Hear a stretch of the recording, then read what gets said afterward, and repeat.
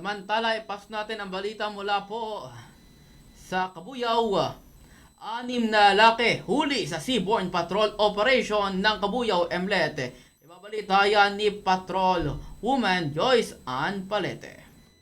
6 na kalalakihan huli sa isinagawang Seaborne Patrol Operation ng Kabuyaw Maritime Law Enforcement Team sa pangunguna ni Police Senior Master Sergeant John Michael V. Marqueda dahil sa paglabag sa City Ordinance ng Santa Rosa Municipal number 1264-2003 o pangingisda gamit ang mga hindi rehistradong bangka.